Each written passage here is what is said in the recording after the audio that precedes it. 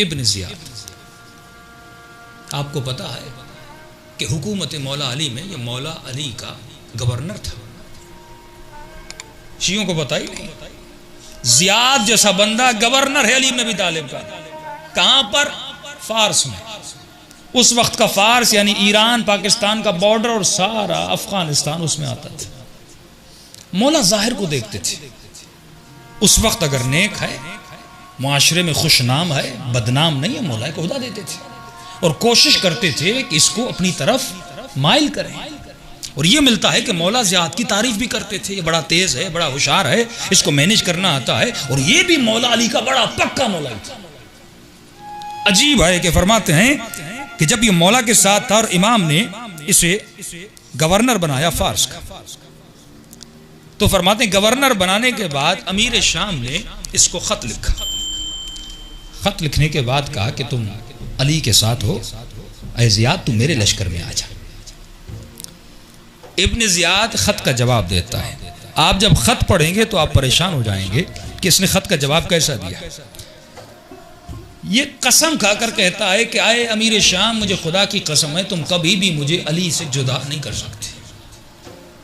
कि तू जानता है कि तेरे बीच में और मेरे बीच में है कौन?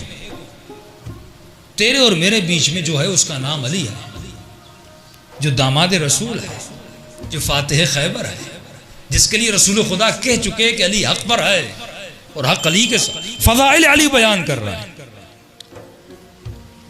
और उसने कहा कि तू कौन है? तू अपने शजरे को जानता है, तू अपने हसब को जानता है, तू अपने नसब को जानता है। बड़ा कड़क सा जवाब देता है माविया को।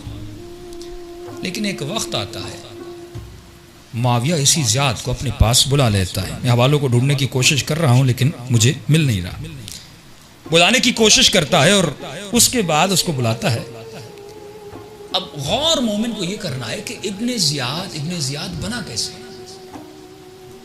ये खत्तो किताबत तारीख में मौजूद है। आप तबरी पढ़ें, तबरी में बड़े सारे वाक़यात मौजूद हैं। इब्न ज़ियाद की एक कमजोरी थी। जब इमाम ज़ियारत आशूरा में इस पे लानत भेजते हैं, वब्न मरजान कहते हैं, बाप का नाम ही लेते, उस पर लानत हो जो मरजाना का बेटा है। सलवात पढ़े मोहम्मद व आले मोहम्मद पर।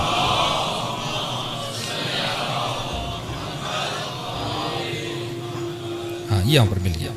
जो मरजाना का बेटा है,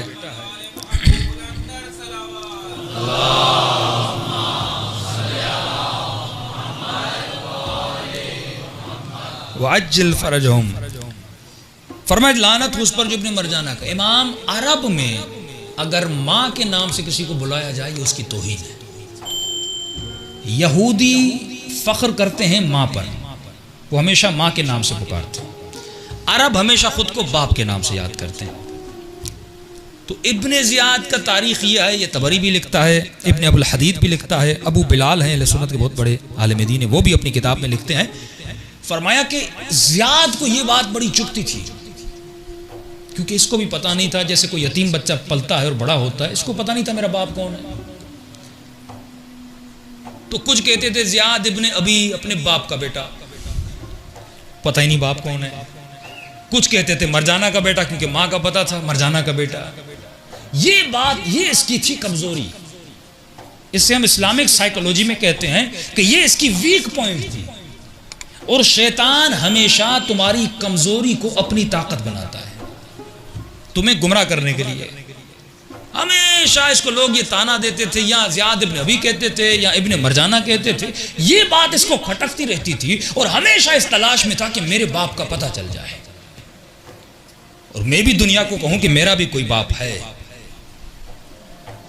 माविया को, अमीर शाम को ज़ियाद की कमजोरी का पता चल गया और तारीख लिखती है कि माविया ने इसको खत भेजा और खत भेजने के बाद कहा कि इब्न ज़ियाद तुम्हारे लिए एक बड़ी खुशखबरी है।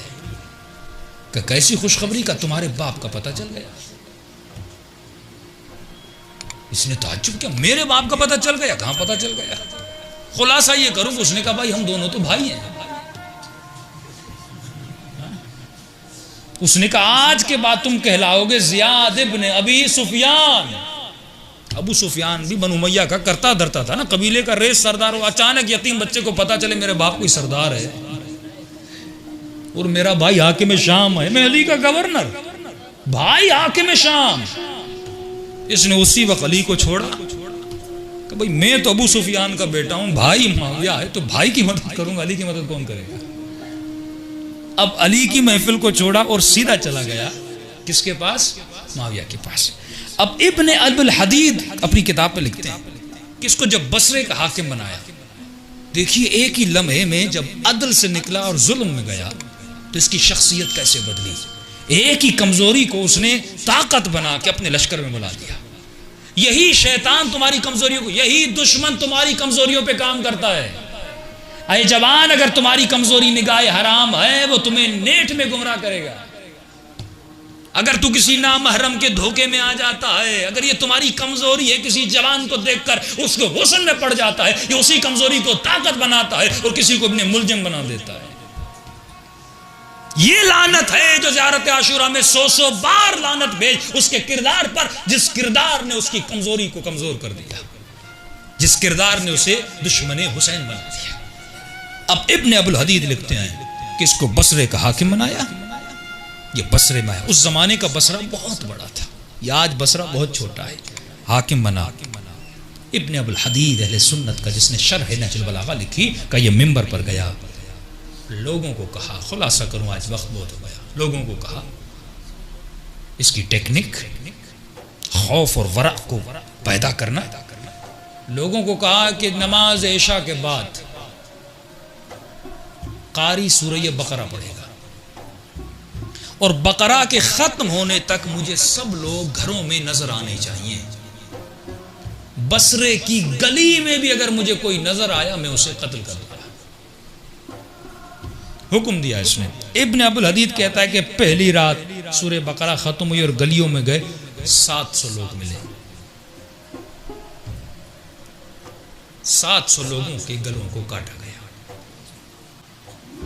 दूसरे दिन 500 लोग मिले, दूसरे दिन 500 लोगों को मारा गया। तीसरे दिन एक आदमी मिला और वो आदमी भी वो था जो बसरे का नहीं था, बेचारा बाहर से आया था। एक बदवी अरब था, उसे पता भी नहीं था शहर में ये ऐलान हुआ है। बेचारा अपना ऊंट लेकर आया और ऊंट को चरा रहा था। सिपाहियों ने पकड़ा, इब्ने ज़ियाद के पास ले गए। इसने ज़ियाद को कहा भाई मुझे तो पता ही नहीं था, पता होता मैं शहर में आता ही नहीं। ज़ियाद ने कहा नहीं, अगर कानून को नाफिज करना है तो तुझे मारना पड़ेगा, और इसे मार दिया।